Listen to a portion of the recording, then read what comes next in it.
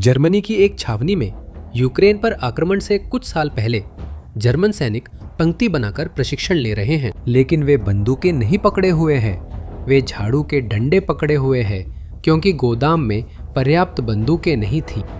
ये यूरोप के सबसे अमीर देश की सेना है। और इतना ही नहीं, फरवरी 2022 में जब रूस ने यूक्रेन पर हमला किया तो इसी जर्मनी ने कीव को अपनी पहली सैन्य पेशकश की। 5000 हेलमेट। यूक्रेन की राजधानी के मेयर ने इसे सार्वजनिक रूप से मजाक कहा। यह यूरोप का सोया हुआ दैत्य था, लेकिन आज 4 साल बाद कुछ बदल गया है। और इसका कारण एक ही आदमी है, वह आदमी जिसे इसका सबसे ज्यादा पछतावा होगा। पुतिन ने 2022 में यूक्रेन पर हमला करते समय एक धारणा थी। उन्हें लगता था कि उन्हें पता है पश्चिमी देश और जर्मनी कैसे प्रतिक्रिया देंगे। अब जो हुआ उसे समझने के लिए आपको जानना होगा कि जर्मनी इतनी बुरी हालत में कैसे पहुंचा।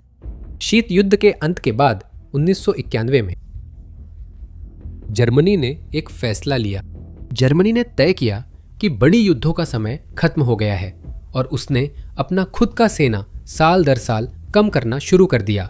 2007 और 2017 के बीच यूरोप का सबसे अमीर देश एक साल में पैदा की गई अपनी कुल संपदा का सिर्फ 1.2% ही खर्च करता था। तुलना के लिए नाटो का कोई भी सदस्य देश कम से कम 2% खर्च करने के लिए बाध्य था। साल 2018 में जर्मन वायुसेना के पास 128 यूरोफाइटर लड़ाकू विमान थे। सिर्फ 4 ही चालू हालत में थे, बाकी के 124 जमीन पर खड़े थे। साल 2022 की शुरुआत में रूसी आक्रमण से कुछ दिन पहले जर्मन सेना के प्रमुख जनरल अल्फोंस माइस ने एक ऐसा बयान दिया जो पूरी दुनिया में फैल गया। उन्होंने कहा कि उनके हाथ लगभग खाली थे, क्योंकि दशकों तक जर्मनी ने यह दांव लगाया था कि रूस के साथ व्यापार बनाए रखने से शांति बनी रहेगी। रूसी गैस, अरबों यूरो के अनुबंध, बड़े पैमाने पर व्यापार। लेकिन यह दांव फरवरी 2022 में खत्म हो गया। यही से दिग्गज ने हरकत शुरू की। 24 फरवरी 2022 को रूस ने यूक्रेन पर आक्रमण किया। 3 दिन बाद जर्मन चांसलर ओलाफ शोल्स संसद में गए और सेना के लिए 100 अरब यूरो का आपातकालीन फंड घोषित किया। उसी समय बिना किसी चर्चा के उन्होंने उस पल को ज़ाइटेनवेंडे कहा।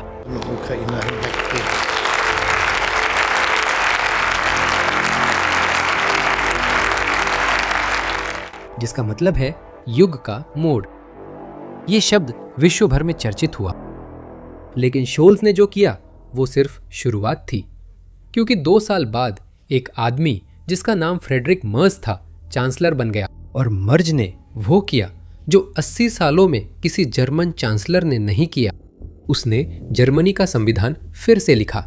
दशकों तक जर्मन संविधान में एक नियम था जिसे शुल्डनब्रेम्से कहा जाता था, यानी कर्ज पर लगाम, जो सरकार के खर्च की सीमा तय करता था। यह नियम सेना पर खर्च पर भी लागू था, लेकिन मर्ज ने संसद को सैन्य खर्च को इससे बाहर करने के लिए मना लिया, यानी उसने जर्मन सेना को असीमित पैसा दे दिया और फिर जर्मनी ने खर्च करना शुरू कर दिया। चलो हवाई मोर्चे से शुरू करें, क्योंकि इसमें बदलाव सबसे चौंकाने वाला है। जर्मन वायुसेना अपने शीत युद्धकाल के पुराने टॉर्नेडो फाइटर जेट्स को रिटायर कर रही है और F-35 खरीद रही है।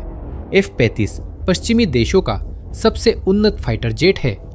ये ज्यादातर राडारों के लिए अदृश्य है, लेकिन यहाँ वह हिस्सा आता है जो मायने रखता है। जर्मनी 1960 के दशक से नाटो के परमाणु साझा कार्यक्रम में भाग ले रहा है, जब उसे पहली अमेरिकी B-61 बम मिली थी। इन बमों को टॉर्नेडो लड़ाकू विमान ले जाते थे, जो अब रिटायर हो रहे हैं। 2013 से F-35 यह जिम्मेदारी संभालेगा, यानी जर्मनी अपनी परमाणु क्षमता को पश्चिम की सबसे आधुनिक तकनीक से अपडेट कर रहा है। एक देश जिसने 80 साल पहले विश्व युद्ध हारा था, अब दुनिया के सबसे आधुनिक विमानों के साथ उड़ रहा है, जो जरूरत पड़ने पर परमाणु युद्ध में उतरने के लिए भी तैयार है। और भी है।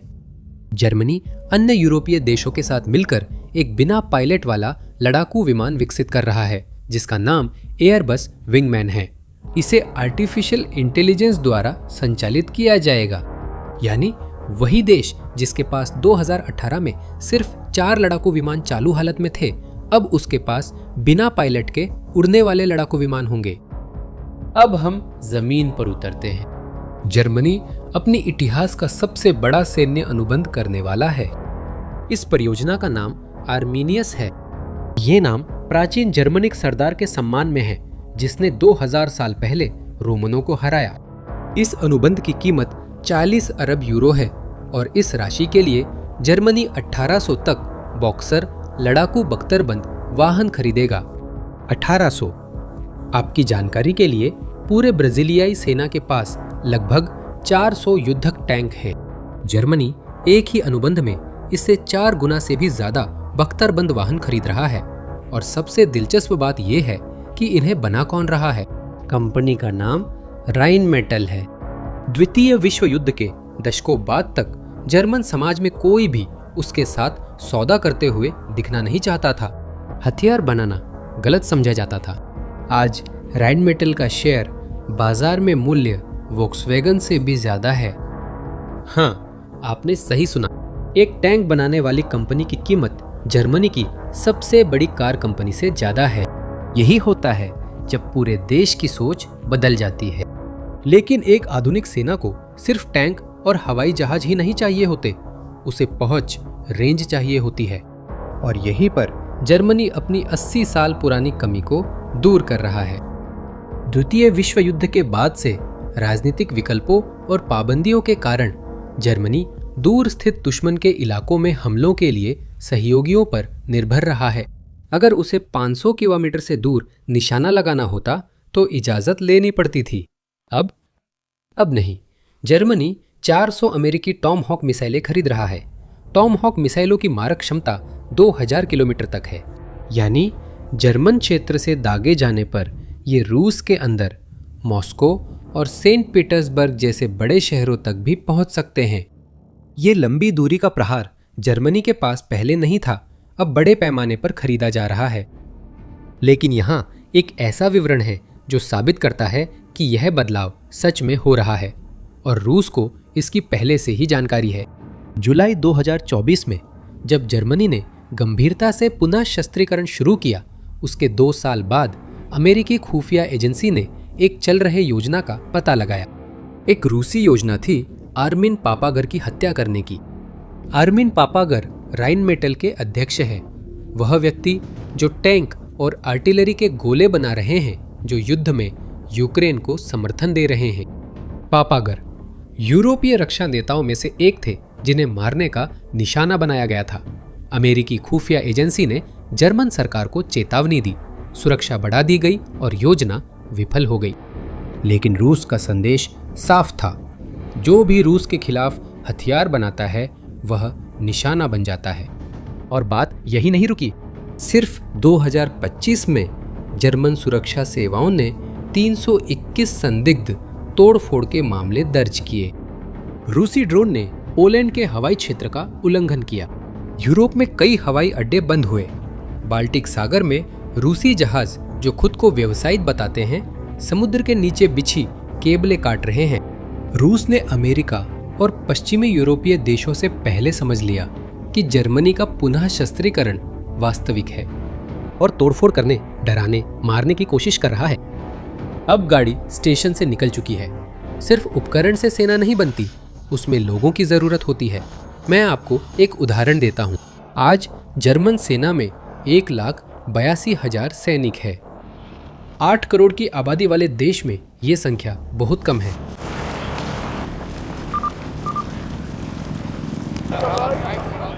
जर्मनी का लक्ष्य अगले दशक में सक्रिय और रिजर्व मिलाकर लगभग 5 लाख प्रशिक्षित सैनिकों तक पहुंचना है और आंकड़े सही दिशा में जा रहे हैं। 2026 में जर्मन सेना में आवेदन 2025 की तुलना में 20% बढ़ गए। जर्मनी की पूरी एक पीढ़ी जिसने कभी सेवा करने के बारे में नहीं सोचा था, अब बैरक के दरवाजे पर दस्तक दे रही है। सरकार भी अब फिर से उस विचार को सामने ला रही है जिसे 2011 में दफना दिया गया था। अनिवार्य भर्ती। 14 सालों तक जर्मन सेना में सेवा करना वैकल्पिक था। अब अगर स्वैच्छिक भर्ती पर्याप्त नहीं हुई तो देश जबरन भर्ती करेगा। लेकिन सबसे प्रतीकात्मक कदम यह भी नहीं था। यूरोप के नक्शे को देखो, पूर्व की ओर जाओ, तुम्हें लिथुआनिया मिलेगा। एक छोटा सा देश, वाकई छोटा, जिसकी सीमा बेलारूस से लगती है, जो रूस का सबसे करीबी सहयोगी है। लिथुआनिया में जर्मनी ने अभी एक पूरी ब्रिगेड तैनात की है। 45वीं बख्तरबंद ब्रिगेड, 5000 जर्मन सैनिक, 2027 तक। बेलारूस की सीमा से सिर्फ 150 किलोमीटर दूर। यहाँ ऐतिहासिक विवरण है। यह पहली जर्मन ब्रिगेड है जो 1945 के बाद जर्मनी के बाहर स्थायी रूप से तैनात हुई है। 45 सोचिए इसका कितना बड़ा महत्व है। दूसरे विश्व युद्ध के 80 साल बाद जर्मन सैनिक फिर से पूर्वी यूरोप में हैं, लेकिन इस बार वे आक्रमणकारी नहीं बल्कि रक्षक के रूप में हैं। यह तस्वीर कई बुजुर्ग यूरोपीय लोगों ने कभी कल्पना भी नहीं की थी। किसी रूसी को इसकी उम्मीद नहीं थी। अब जो सवाल बचता है वो सिर्फ एक है, इन सब के बावजूद क्या जर्मनी समय पर तैयार हो पाएगा? 2026 में जर्मन अखबार डी वेल्ट ने सैन्य विश्लेषकों और उच्च पदस्थ पूर्व अधिकारियों के साथ मिलकर एक युद्ध सिमुलेशन किया, एक युद्धाभ्यास। परिदृश्य यह था, रूस कालिनिंग्राद में, जो लिथुआनिया और पोलैंड से घिरा हुआ एक रूसी क्षेत्र है, एक मानवीय संकट घटता है। फिर वह बहाना बनाकर सैनिक भेजता है और एक लिथुआनियाई शहर में घुस जाता है। जानते हैं उस सिमुलेशन का परिणाम क्या था? कुछ दिनों में रूस ने शहर पर कब्जा कर लिया। जर्मनी ने हिचकिचाहट दिखाई। नाटो बहुत धीमा था। रूस जीत गया। जर्मन सैन्य अधिकारियों ने परिणाम को गंभीरता से लिया और जनरल कार्स्टन ब्रेवर, जर्मन सेना के प्रमुख, ने एक आधिकारिक समय सीमा तय की।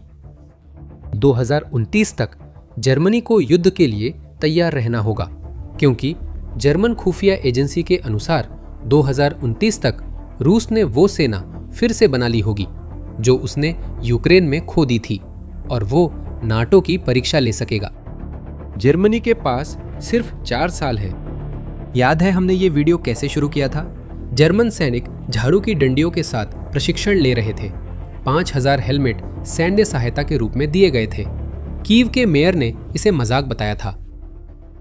साल 2022 में यही थी जर्मनी की हालत।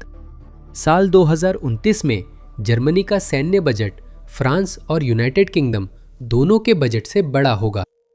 7 साल, वही देश, एक और स्तर। और अब याद है वीडियो की शुरुआत में जब हमने बात की थी कि पुतिन को पूरा यकीन था कि पश्चिम और जर्मनी यूक्रेन पर हमले के बाद कैसे प्रतिक्रिया देंगे? तो अब आपको जवाब पता है। वह पूरी तरह से गलत साबित हुए। जर्मन दरिंदा अब आजाद हो रहा है और पुतिन ने ही उसकी जंजीरें काटी है। पुतिन ने सोचा था कि यूक्रेन पर हमला कर पश्चिम को कमजोर करेंगे, क्योंकि यूरोप बटा हुआ है, जर्मनी शांतिवादी है और रूस की गैस पर निर्भर है, इसलिए वे प्रतिक्रिया नहीं देंगे। उसने सोचा था कि समय उसके पक्ष में काम करेगा। उसने गलत अंदाजा लगाया। वह आदमी जो एक अधीन यूरोप चाहता था, अब उसे एक ऐसी जर्मनी का सामना करना पड़ेगा जो 5वीं पीढ़ी के लड़ाकू विमानों से लैस है, हजारों टैंक, ऐसे मिसाइल जो मॉस्को तक पहुंच सकते हैं, और बेलारूस की सीमा पर स्थायी सैनिक।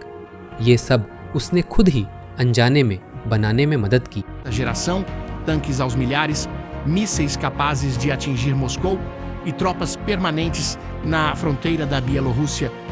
Tudo isso ele mesmo ajudou a construir, sem que... और अब इसे पलटने में बहुत देर हो चुकी है। अब मैं आपकी राय जानना चाहता हूँ। 2029 में सबसे पहले कौन पहुंचेगा? एक जर्मनी जो यूरोप की रक्षा के लिए तैयार है, या एक रूस जो उस पर हमला करने के लिए तैयार है?